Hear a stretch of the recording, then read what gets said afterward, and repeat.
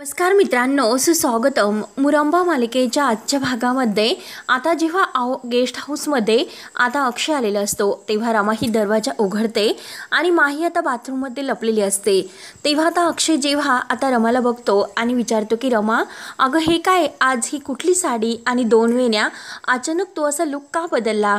तेव्हा आता रमा हसते. अक्षयला बघून ती तर खुश होते आणि म्हणते की हे बघा, अहो आज इच्छा झाली कारण नवीन काहीतरी करावे म्हणून असं परत मी केले. 2 वेण्या घातल्या आणि ही साडी चेंज केली कारण मला माझ्या जुन्या रमाची आठवण आली होती म्हणून हे सर्व मी केले. तेव्हा आता अक्षय खुश होत म्हणतो की अरे वा, परंतु चेहऱ्यावर मात्र ग्लो आलेला आहे बरं का रमा. तेव्हा आता रमा अगदी अक्षयकडे बघून खुश होऊन हसते. परंतु माहीचा मात्र खूप असा जळफळाट होतो, परंतु नाईलाज नसतो. शेवटी रमापुढे तिला हार मानून लपवावेच लागते. त्यावर आता रमा सुद्धा खुश होऊन म्हणते की अहो बाळाचं तेज असेल आणि तुमच्यावरच जाणार आहे बहुतेक. आणि तेव्हा रमा जे काही आता अक्षयला सांगत असते तर अक्षय तिला आता त्या क्यूट छोट्या बाळाचा एक फोटो दाखवतो आणि बघ ना रमा, अगं मी काय आणले आणि येताने. तेव्हा मात्र आता रमा ही तेव्हा त्या छोट्या बाळाचा जो क्यूट फोटो आहे तर तो बघते आणि इतकी खुश होते. तेव्हा मात्र आता रमा म्हणते की अहो हे बघण्याची काय गरज आहे, मी तुमच्याकडेच बघत जाईल. तेव्हा अक्षय आणखीनच खुश होतो. तेव्हा मात्र आता अक्षय म्हणतो की अगं रमा, तू जर ह्या बाळाकडे बघितलं तर सारखं अशी बघत राहिली तर खरंच आपलं बाळ खूप असं हसरं होईल. त्यावर तर रमा म्हणते की अहो त्याच्याकडे बघण्याऐवजी मी जर तुमच्याकडे बघत राहिले तर मला त्याच्याकडे बघण्याची सुद्धा गरज नाही. अगदी तुमच्यासारखं छान असं गोंडस बाळ आपल्याला होईल. तेव्हा रमा लगेच अक्षयला एक घट्ट मिठी मारते. इतक्या दिवसातून तिने आता इतकी घट्ट मिठी मारलेली असते. अक्षयला काही कळत नसते. अक्षय म्हणतो की अरे रमा, काय झाले? रमाचे डोळे अगदी भरून येतात कारण अक्षयला ती इतक्या दिवसातून भेटलेली असते म्हणून तिला इतकं छान असं वाटत असतं. परंतु इरावती आणि माही या दोघींना इतका राग येत असतो. माही तर आता तिला असे होते की काय करू आणि काय नाही. त्यानंतर आता इकडे अभि हा आनंद आणि काकांना म्हणत असतो की मला नाही वाटत की ह्या सगळ्यासाठी मी तयार आहे म्हणून, कारण अभिच्या आयुष्यामध्ये त्याला एक मुलगी भेटलेली असते आणि त्याचं मन काही आता तयार होत नसतं. तेव्हा आता आनंद त्याला समजावतो. आनंद म्हणतो की हे बघ अरे अभ्या, प्रत्येकाला आपल्या आयुष्यामध्ये अगदी मूव्ह ऑन होण्याची अगदी गरज आहे. त्यावर आता अभि म्हणतो की अरे दादा, खरंच मला सुद्धा कळते की नक्की हे सर्व तू जे काही म्हणतो, परंतु नाही, मला नाही कळत, चीटिंग वगैरे मला नाही करता येत. त्यामुळे आता हे जे काही ॲप आहे तर ते मी अगदी डिलीट करतो.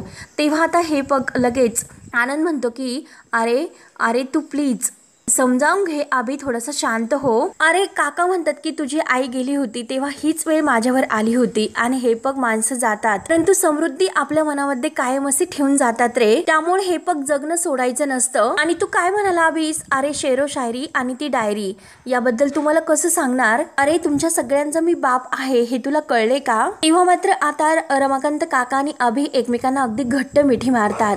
तेव्हा लगेच आता आनंद लगेच खुशून म्हणतो की अरे अरे अभ्या, आत्ता मला कळले की हे मातीत एक रोपलेलं घट्ट रोप आहे आणि दोघे एकमेकांना इतके प्रेमाने भेटतात. तर आनंदला इतका आनंद होतो. आनंद आता हसून विचारतो तुमचे झाले का? तेव्हा आता आनंद परत विचारतो की हॅलो, अरे मी काहीतरी बोलतोय आणि हे बघ ना, अरे भावाकडे आणि चुलत्याकडे बघून मला सुद्धा थोडीशी लाजत असतो आनंद. तेव्हा अभि म्हणतो की काय शायरी होते का? तर आनंद म्हणतो की हो हो. तेव्हा अभि म्हणतो की अरे मग ठीक आहे, ऐकव ना. त्यावर लगेच आनंद लगेच म्हणतो की हे बघ, तू फुल आणि मी फुलदाणी, मी राजा तू माझी राणी, किती गाऊ मी तुझ्यासाठी गाणी तरी सुद्धा तू देत नाही मला नारळाचं पाणी. त्यामुळे मला असं वाटतं की इथपर्यंतच आहे आपली कहाणी. कविता करून कवी झाला देहभान, तू फुल मी फुलदाणी. त्यानंतर आता लगेच अभिला आणि काकाला इतकं हसू येते, अगदी जोरजोराने ते हसत असतात. आनंदला सुद्धा हसू येते. त्यानंतर आता इकडे रमा आणि अक्षयचा जो काही फोटो असतो तर शेवटी माही गेस्ट हाऊसमध्ये आणावाच लागतो. तेव्हा रमा ही त्या फोटोवरून अगदी प्रेमाने हात फिरवते. तो फोटो बघून तिला इतका आनंद होतो आणि ती अक्षयच्या चेहऱ्यावरून अगदी हात फिरवत असते. आणि रमा ही आता अक्षयच्या फोटोकडे बघत म्हणते की आता तुम्हाला खरंच लवकरच कळेल की खरी रमा कोण आहे ते. आणि हे बघा, आता मी नाही येणार तुम्हाला हे सर्व सारखं सारखं सांगायला आणि भांडण्यासाठी, नाहीतर स्वतःला सिद्ध करण्यासाठी. तुम्हाला ओळखावं लागेल आणि जर आपलं प्रेम खरं असेल तर तुम्ही नक्की मला ओळखताल। आणि आपल्या पोटाला हात लावत आता बाळाला म्हणते की सोनू, अरे आपण आपल्या आयुष्याची एक नवीन सुरुवात करतोय, त्यामुळे आता आपण मागे वळून बघायचं नाही। तेव्हा मात्र आता रमा जे काही चिवड्याची बॅग असतात तर ते तिला विकायला जायचे असतात, म्हणून ती बॅग आता सर्व काही त्या दुसऱ्या बॅगमध्ये भरते आणि ती पिशवी उचलून ती आता जायला निघते। परंतु आता तेवढ्यात अक्षय दरवाजा उघडून आत येतो आणि आतमध्ये आल्यानंतर तो जेव्हा रमाच्या हातात ती बॅग बघतो आणि लगेच रमाच्या हातातून ती बॅग घेतो आणि रमा, हे काय करतेस? अगं कशाला अशा अवस्थेत तू जड सामान उचलतेस बरं? आणि हे बघ, अशा दिवसामध्ये तू ही असे काम अजिबात करायची नाहीत। तेव्हा लगेच आता रमा म्हणते की हो, तुम्ही कशाला माझी काळजी करतात? तुम्ही जा बरं, त्या माहीची काळजी करा, तिला काजू बदाम खाऊ घालास। तेव्हा लगेच आता अक्षय म्हणतो की मग तू का नाहीस माझ्या रूम मध्ये माझ्या शेजारी, तू का पाठवलंस तिला? तर रमाला राग येतो। रमा लगेच आता तेथील पेपर घेते आणि अक्षयला मारत म्हणते की हे बघ, मी पाठवले का? मी पाठवले? तेव्हा आता अक्षय म्हणतो की अगं रमा, मी हेच मिस करतोय, आपल्यामधील भांडणं, आपल्यामधील राग, सगळं काही मिस करतो। तेव्हा आता रमा म्हणते की अहो मग काय हे सर्व तुम्हाला कळत नाही बरं? तुमचा भोपळा काही विकून आलात का तुम्ही? तेव्हा आता अक्षय म्हणतो की ऐक, हे बघ, या व्यवसायातून तू जे काही पैसे कमवशील ना ते तू बँक अकाउंट मध्ये टाक, तुझं तयार कर आणि त्याचे जे काही पैसे होतील ते एकत्र जमा कर। तेव्हा मात्र आता रमाचंही स्वप्न असते आणि तेवढ्यात तेथे इरावती आलेली असते आणि इरावती लगेच आता रमाला म्हणते की एक कामवाली। तेव्हा आता कामवाली म्हटल्यानंतर रमाला इतका राग येतो, रमा लगेच आता इरावतीकडे रागाने बघत असते। इरावतीच्या आता लक्षात येते की आपण हिला कामवाली म्हटलो म्हणून हिला राग आला असेल, तर इरावती परत म्हणते की हे चला, तुमची वेळ झालेली आहे, तुम्हाला कुठे कामाला जायचं आहे ना, चला मग 12 तर वाजून गेले। म्हणून आता इरावती तिची बॅग अगदी पटपट भरत असते। आईने त्या सगळ्या चिवड्याच्या बॅगा आहेत तर त्या बॅग मध्ये ठेवते। तेव्हा आता रमा म्हणते की हे बघा, हळूहळू करा सर्व काही व्यवस्थित। तेव्हा लगेच इरावती म्हणते की हो। तेव्हा आता रमा ही बॅग उचलते आणि दोन्ही बॅग आपल्या हातात घेऊन ती बाहेर येते, तर इरावती आता जोरात तिच्यावर ओरडते की अगं थांब ना। तेव्हा आता रमा दिसू नये म्हणून आता एक जे काही मोठा जी काही आता हे बोर्ड तिने हातामध्ये घेतलेला असतो आणि तो बोर्ड आता काही इरावतीला उचलत सुद्धा नसतो। आता तो उचलता म्हणते की खरंच तुझ्या अटी खूप कठीण आहेत। तेव्हा आता रमा म्हणते की हो ना, आयुष्यच खरंच खूप कठीण आहे, त्यामुळे अटी तर काहीच नाही त्यापुढे, त्यामुळे मला माझ्या भविष्याचा विचार करून हे काम करावंच लागेल आणि जोपर्यंत मला हे सर्व शक्य आहे तोपर्यंत मी हे सर्व करेल। तेव्हा इरावती रागाने म्हणते की हे पग, जास्त बडबड करू नको आणि मी जो काही आता हा मोठा बोर्ड धरलेला आहे तर अगदी त्याच्याच मागे राहा व्यवस्थित आणि पटकन निघण्याचा प्रयत्न कर, नाहीतर आपल्याला कोणीतरी बघेल। तेव्हा मात्र आता लगेच सीमा ही बघते। सीमा आता विचार करते की इतका मोठा बोर्ड घेऊन हे वंश कुठे जातात बरं? तेवढ्यात आता भूषणदादा रिक्षा घेऊन आलेलेच असतात आणि इरावती घाईने रमाला म्हणते की बस लवकर, रिक्षामध्ये बस तू। तर रमा ही रिक्षामध्ये बसते। तेव्हा मात्र आता रमा ही रिक्षामध्ये बसून निघून जाते, तर सीमा बघत असते। सीमा चोरून हे सर्व बघते आणि विचार करते की गेटपर्यंत वंश गेल्यात, तो बोर्ड घेऊन परत मागे का आले असतील, म्हणून इरावती परत इकडे तिकडे बघते कोणी आहे की काय, म्हणून सीमा आता बघून लगेच आतमध्ये निघून जाते। त्यानंतर आता सकाळ होते, रमाला जाग येते आणि रमा लगेच आता सूर्यदेवाला नमस्कार करते, उठते आणि व्यवस्थित फ्रेश वगैरे होऊन तयार होते आणि बागेमधून ती फुलं घेऊन येते। रमा आणि अक्षयचा जो फोटो आहे त्या फोटोकडे बघत मस्त एक गुलाबाचं फुल हातात घेते आणि खुश होऊन अक्षयकडे ती बघत असते आणि छान असे टेबलवर ते फुलं व्यवस्थित ठेवते आणि आता देवासमोर रांगोळी काढते, दारामध्ये छोटीशी रांगोळी काढते। इतकी छान ती खुश तयार होऊन हे सर्व कामाची तयारी ती करत असते। त्यानंतर चिवडा तयार करते आणि चिवड्याच्या बॅग वगैरे भरते। तेव्हा आता असे करता करता तिचे काही दिवस जातात। तेव्हा रमा अगदी आपले दिनचर्या व्यवस्थित करत असते आणि एका आता बेडवर मस्त शांतपणे बसते, आपल्या पोटाला हात लावत ती आता बाळाला म्हणते की बाळा हे बघ, आपण इथे माहीच्या प्लॅनमुळे नाही आलो तर आपल्या बाबांना सत्य सांगायला आलो, त्यामुळे देव करो आणि तो क्षण लवकरात लवकर यावे असे ती देवाला आता अगदी मनोभावाने प्रार्थना करते। त्यानंतर आता सीमा ही बाहेर येत असते। तेव्हा मात्र आता लगेच रमाची ही दिनचर्या सुरूच असते। इरावती आता तो बोर्ड घेऊन तिला बरोबर भूषणदादाच्या रिक्षापर्यंत सोडवत असते आणि रिक्षापर्यंत सोडून आता जे काही रमा चिवडा वगैरे आहे तर ते व्यवस्थित तिचे काम सुरू असते। सीमा ही अगदी आता ह्या हिरावतीकडे बघतच असते की त्या असं का करत असतील. त्यानंतर आता रमा असे दिवसामागून दिवस जात असतात. रमाचं पोट हे थोडंसं वाढलेले असते. त्यानंतर आता जे काही टॅबलेट आहे तर माही तिला आणून देते आणि म्हणते की हे घे, यांनी आणलेले आहे. तेव्हा आता रमा चेक करते आणि विचारते की खरंच यांनीच आणलेले आहे का. तेव्हा मात्र आता माही म्हणते की हो, त्यांनीच आणलेले आहे, कारण मी माझं जे काही विटॅमिन्स आहे तर ते व्यवस्थित घेते, म्हणून हे तुझ्यासाठी दिलेले आहे. तेव्हा रमा ही तिच्याकडे बघून हसते तर माही अगदी हसल्याचं नाटक करते. त्यानंतर आता रमा ही अगदी चिवडा विकते आणि जे काही पैसे तिचे गोळा झालेले आहे तर ते पैसे ती आता एकत्र करून मोजत असते, कारण रमाला त्यावेळेस आता 3रा महिना लागलेला असतो. असे करता करता रमाचे 3 महिने जातात. 3 महिन्यापर्यंत सगळी काही आता तिची दिनचर्या आहे तर ती व्यवस्थित सुरू असते. अगदी ठरलेल्या वेळेप्रमाणे सगळं काही व्यवस्थित होत असते आणि रमासुद्धा खुश असते. आपल्या बाळाला सुद्धा ती छान असे संस्कार देत असते. तेव्हा मात्र आता रमा विचार करते की आता हे पैसे मला बँकेत ठेवायला पाहिजेल. हे पैसे बँकेत व्यवस्थित राहतील, कारण बाळाच्या संगोपनासाठी मला पैसे लागणार आहेत. लोकांना आता माझ्या हातचे पदार्थ आवडायला लागलेले आहेत. चांगला जम आता व्यवस्थित बसलेला आहे. धंदा सुद्धा व्यवस्थित होतोय. हे पदार्थ त्यांना आवडायला लागलेले आहेत आणि शिवाय लोक उपवासाचे जे पदार्थ आहेत तर त्यासाठी सुद्धा प्रचंड मागणी करतात. तेव्हा मात्र आता रमा उठते आणि आपल्या पोटाला हात लावत म्हणते की रमा, अगं काय विसरलीस का? अगं बाळाला 3 महिने झाले, असे ती स्वतःला विचारते. आणि जो रमा आणि अक्षयचा फोटो आहे तर त्या फोटोकडे एकटक बघत असते. करून नाही चालणार आणि बाळा हॅपी 3 महिने म्हणून ती आपल्या बाळाशी बोलते. त्यानंतर आता इकडे माही खोटं खोटं पोट आपल्या पोटाला चिटकवते. स्वतःला म्हणते की रमा, अगं तू तर माझ्या प्लॅनमध्ये फसलीस आणि जोपर्यंत बाळ माझ्या हातामध्ये येत नाही तोपर्यंत मी हे खोटं पोट लावून अक्षयला मात्र फसवणार. म्हणून ती खोटं पोट घेऊन आता स्वतःला इतकी खुश समजत असते आणि तेवढ्यात दरवाजा वाजतो तर माही खूपच घाबरते. दरवाजा वाजवत असतो की रमा रमा. तेव्हा आता रमा जोरात ओरडते की आले म्हणून. अक्षय म्हणतो की अगं ए रमा. तोपर्यंत रमा आता जे काही खोटं पोट आहे तर ते आपल्या पोटाला बांधते आणि ती प्रेग्नेंट आहे असं अक्षयला दाखवते. तेव्हा आता अक्षय आतमध्ये येतो, तिच्याकडे बघून अगदी खुश होत असतो. तेव्हा आता माही विचारते की काय हो, कशी दिसते आणि तुम्ही मला जो ड्रेस दिला होता तो ड्रेस मी घातलेला आहे. तेव्हा आता अक्षय म्हणतो की अगं खूप छान दिसते. तेव्हा अक्षय खुशन म्हणतो की रमा, अगं हे पोट दिसायला लागलेलं आहे. 4था महिना लागला ना. अक्षयला खूप आनंद होत असतो. म्हणून अक्षय पोटाजवळ यायला आता लागतो आणि कान देऊन तो बाळाचा आवाज ऐकायला लागतो. तेव्हा आता माहीला खूप असं दडपण येते. तिला भीती वाटते की अक्षय आपल्याला पकडणार नाही ना. त्यानंतर आता असेच दिवसामागून दिवस जात असतात. एक एक दिवस येतो तो जातो. रमाची दिनचर्या व्यवस्थित सुरू असते, परंतु इकडे माहीचं तर अगदी टेन्शन त्याला होऊन बसलेलं असतं, कारण खोटं वागता वागता अगदी तिची तारांबळ उडून जाते. आता 4था महिना लागलेला असतो आणि 4थ्या महिन्यामध्ये आता रमाला उठण्यासाठी थोडासा त्रास होत असतो.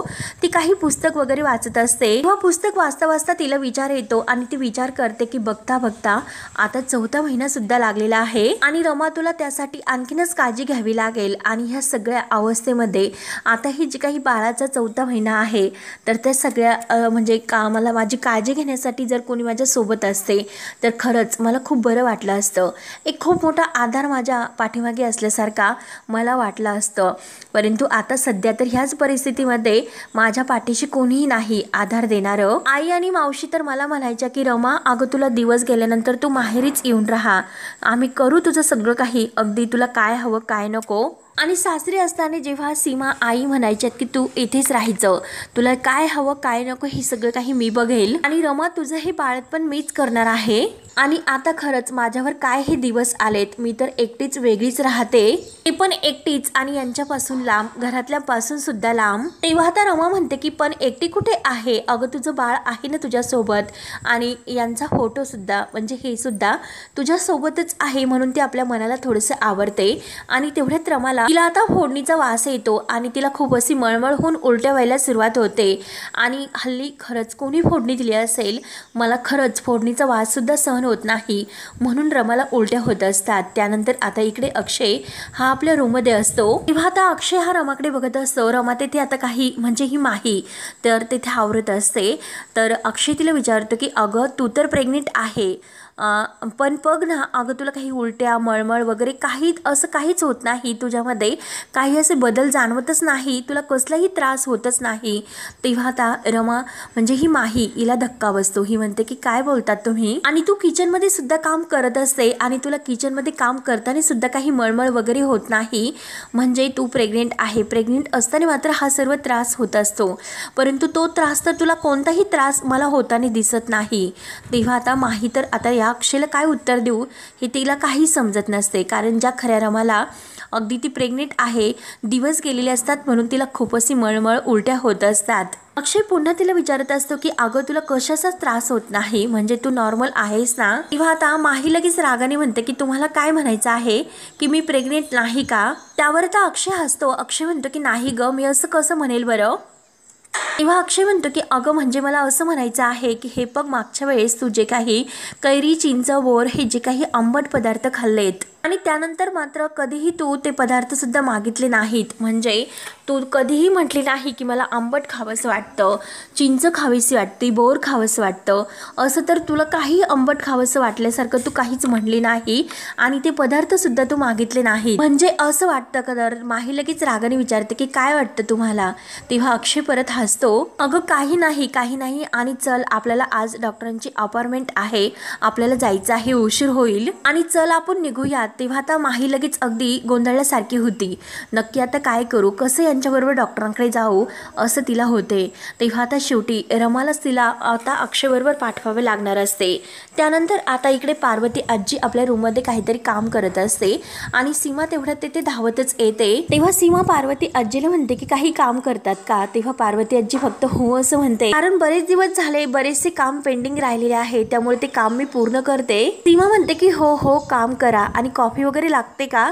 पार्वती आजी म्हणते की झाली अजून एक. तर सीमा म्हणते की अहो घ्या की अजून एक, मी मस्त तुमच्यासाठी करून घेऊन येते, अगदी गरमागरम तुमच्यासाठी कॉफी घेऊन येते.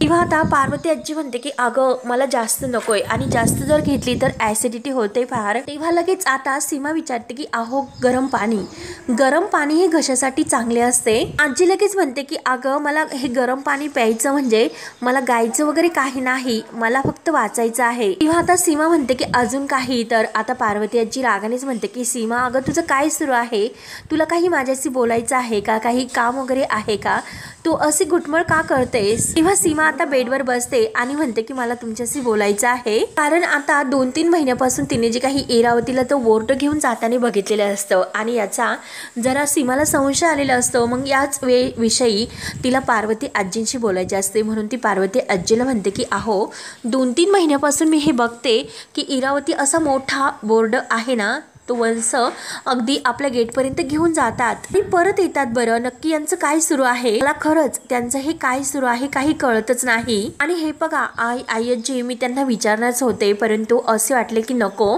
त्यावर आता पार्वती आजी म्हणते की नाही ना विचारलं तू, मग नकोच विचारू, उगाच काहीतरी ती बोलेल त्यामुळे तू विचारूच नको. त्यावर आता सीमा म्हणते की अहो मला हेच कळत नाही की त्या नेमकं असं का करतात, याचा मला विचार येतो, मला या गोष्टीचा अर्थच कळत नाही. तर पार्वती आजी म्हणते की अगं सीमा मी तिची आई आहे, मग आई असून मला तिचं वागणं नक्की काय आहे तेच कळत नाही, तुला तिच्याबद्दल काय कळणार आहे बरं सांग बरं. आणि बघ ना अगं ती वेड्यासारखं काय ते करत असते, धूप वगैरे लावते, काय ते मेडिटेशन वगैरे लावते, काहीतरी विचित्र सारखा डान्स वगैरे ती करते, मग त्याचपैकी काहीतरी असेल, त्यामुळे तू कशाला तिच्याकडे लक्ष देते, तू तिच्याकडे लक्ष देऊ नकोस, कशाला तू तिच्या भानगडीत पडतेस, तू तिच्या भानगडीत पडू नकोस. तेव्हा आता सीमा म्हणून जाते की अहो नाही, म्हणजे मला असं वाटलंय की तुम्हाला माहिती असेल की ते नक्की काय करतात, म्हणून मी तुम्हाला विचारले होते. तेव्हा पार्वती आजी म्हणते की करू का, काम करू का. तर लगेच सीमा म्हणते की हो करा तुमचं काम करा. आणि परत सीमा म्हणते की सॉरी मी तुम्हाला डिस्टर्ब करते. त्यानंतर सीमा बाहेर निघून जाते. तर इकडे आता माही ही इरावतीकडे आलेली असते. इरावतीला अक्षय जे काही बोललेलं आहे तर ते सर्व काही सांगते. तर इरावती म्हणते की अगं बरोबरच आहे आणि हे सगळं तू विचारणारच, कारण तू काही खरोखर आई झालेली नाही आणि हे बघ जे काही आता आई झाल्यानंतर होणाऱ्या ज्या काही फिलिंग्स असतात त्याचा तू विचार केलेलाच नाही, म्हणून अक्षयला डाऊट आला असेल, त्यामुळे तुला तो हे सर्व संशयासारखं विचारतो, त्याला संशय येतो म्हणून. अगं पण काळजी करू नको, मोबाईल कशासाठी आहे आणि मोबाईलमध्ये इंटरनेट कशासाठी आहे आणि हे बघ, आणि जे काही इंटरनेटवर आहे तर ते सगळं काही बघ आणि तसं वागायला लाग, त्यामुळे सगळ्या काही गोष्टी आपोआप अगदी सोप्या होतील. आता प्रेग्नन्सीच्या काळामध्ये प्रत्येकाचं जे काही आता परिस्थिती अवस्था आहे तर ती वेगवेगळी असते, म्हणून आता इंटरनेटवर जी काही माहिती आहे तर ती माहीला त्याबद्दल सांगत असते की हे बघ प्रत्येकाचं वेगवेगळं असतं. काही जण जणांना भूक लागते आणि काही जणांना भूक लागत नाही, काहींना मळमळ होते, उलट्या होतात आणि काही जणींचे पाय सुद्धा सुजतात. परंतु आता हे पाय सुजलेले कसे दाखवायचे बरं ते जाऊन दे. त्यानंतर अगं चिडचिड सुद्धा होते आणि हे पग मूड सुद्धा अगदी चेंज होत असतात. व माही आता रागाने म्हणते की हो ती तर माझी होतेच. इरावती सांगते की हे पग अगं काही लोकांना वास सहन होत नसतो, अगदी ब्रशच्या पेस्ट सुद्धा वास सहन होत नसतो आणि हे पग कमतरतेमुळे काहीतरी बायकांना सतत असं आंबट खावंसं वाटतं आणि सारखं पोट खालीवर होत असतं, त्यामुळे सारखं युरिनला जावं लागतं. त्यामुळे हे पग यातील जे काही हे सिस्टम आहे तर ते घे तू आणि जे सिम्पटम घेऊन तू अगदी जसं अक्षय तुला सांगतो त्या पद्धतीने तू अक्षयला संशय येऊ नये असं वाग, म्हणजे नक्की व्यवस्थित होईल सगळं काही. आणि काही लोकांना सतत झोप येत असते हे पग आणि हे तर अगदी मस्त असे ऑप्शन आहे. तेव्हा आता माही हे सर्व ऐकते आणि इराला म्हणते की इरा हे पग ही जे काही सगळी प्रोसेस आहे ना ती खूप बोर आहे, पण तरी सुद्धा मी सर्च करते आणि तू सुद्धा सर्च कर आणि ते सगळं काही मी फॉलो करते आणि जर तुला काही नवीन कळले तर तू सुद्धा मला ते सांग, मी ते सुद्धा फॉलो करेल, ओके. परंतु हे पग आता प्रॉब्लेम वेगळा आहे. तर इरावती विचारते की काय झाले. तर माही सांगते की हे पग अक्षय आज मला डॉक्टरांकडे घेऊन जाणार आहे, त्याचं मी काय करायचं आहे. तर इरावती म्हणते की अगं त्यात काय प्रॉब्लेम आहे, कशाला इतकं टेन्शन घेतेस, कारण हे तर कधी ना कधी होणारच होतं. त्यामुळे आता तू एक काम कर, रमाला अक्षय बरोबर डॉक्टरांकडे पाठव. तेव्हा आता माही म्हणते की मला खरोखर भीती वाटते, कारण आता रमाला अक्षय सोबत पाठवण्याची. तेव्हा इरावती सांगते की अगं रमाला तशी ताकीद द्यायची आपण आणि ताकीद देऊन अक्षय बरोबर पाठवायचे आणि हे पग माझ्या अंदाजाने ती सगळं काही अक्षयला सांगेल असं नाही होणार, कारण ती असं नाही करू शकत आणि तिला तर माहिती आहे की जर तिने काही असा पराक्रम म्हणजे प्रयत्न जरी केला, गडबड करण्याचा जरी प्रयत्न केलास तर अख्खा मुकादम हे अगदी आपल्या ताब्यात आहे आणि ते रस्त्यावर लवकरात लवकर येईल. तिला हे सर्व आपण सांगितलेले आहे आणि त्याची धमकी देऊन आपण तिला अगदी शांत राहण्यासाठी सुद्धा सांगितलेले आहे. त्यामुळे ती कशाला काही करेल, तिला मुकादमांची काळजी आहे. आता हे ऐकून माही तर खुश होते आणि माही शेवटी रमाला अक्षय सोबत पाठवण्यासाठी तयार होते. तर मित्रांनो आता शेवटी रमालाच आपल्या अक्षय सोबत जाण्याची आता माही आणि इरावतीने परवानगी दिलेली असते आणि रमा ही आपल्या अक्षयबरोबर खुश होऊन आता हॉस्पिटलला जाणार असते. तर मित्रांनो हा भाग आता येथे संपतो पुढील भागामध्ये. तेव्हा आता अक्षय हा रमाला घेऊन डॉक्टरांकडे आलेला असतो. तर आता डॉक्टरांकडे आल्यानंतर आता अक्षय डॉक्टरांना सांगत असतो की हे बघा आता ही प्रेग्नेंट आहे, परंतु हिला जे काही मळमळ उलटी हे जे काही आहे तर ते सगळं काही होत नाही, म्हणजे नक्की असं का होत असेल, तिला असे सिम्पटम का होत नसतील, हिच्यामध्ये असे बदल का दिसत नसतील. आणि तेवढ्यात आता रमा म्हणून जाते की मला हे सगळं काही होते. तर लगेच आता रमाला तेथे अगदी मळमळ व्हायला सुरुवात होते आणि उलटीसुद्धा. तेव्हा मात्र आता लगेच रमा ही उलटी करण्यासाठी जाते. तर अक्षय आवाज देऊन म्हणतो की काय गं येऊ का. तर डॉक्टर आता अक्षयला सांगतात की खरं तर त्या तुमच्यापासून लपवतात. तेव्हा आता अक्षय हा रमाला म्हणत असतो अगं तुला साडी नेसायला आवडते हे मला माहिती आहे, परंतु जरा पुढचे काही महिने तू साडी नेसायला टाळ, जरी तुला किती आवडत असेल. तेव्हा मात्र आता जेव्हा तो रमाचे हात बघतो तेव्हा ते काळे निळे असे झालेले असतात. आता रमाचे हात बघून अक्षय तिला विचारतो की तुझे हात असे काळे निळे का झाले. तेव्हा आता अक्षय बघतच असतो. तर रमा म्हणते की अहो काही नाही. ती अक्षयच्या हातातून हात काढून घेते. त्यानंतर अक्षय रूममध्ये आलेला असतो आणि त्याच्यासोबत माही असते, म्हणून तो आता माहीला म्हणतो की मला तुझा हात दाखव बरं. तो मात्र आता माही काही हात दाखवायला तयार नसते. तो म्हणतो की अगं रमा हात दाखव. आता माही थोडीशी गोंधळून जाते की नक्की अक्षयला कसला तरी संशय आलेला आहे, नक्की त्याने रमाचा हात बघितलेला असेल आणि म्हणूनच आपल्याला हात दाखव असे म्हणतोय. तर माही एकटक आता त्याच्याकडे बघतच असते आणि आता अक्षय ओळखेल का की रमाचे हात काळे निळे झालेले आहे आणि माहीचे हात तर अगदी असे प्लेन आहेत. मग अक्षयला याबद्दल काही संशय आलेला असेल का. तेव्हा मित्रांनो आता पुढे काय काय होते आणि काय काय नाही हे बघण्यासाठी आपल्या चॅनलला नक्की सबस्क्राईब करत राहा. धन्यवाद.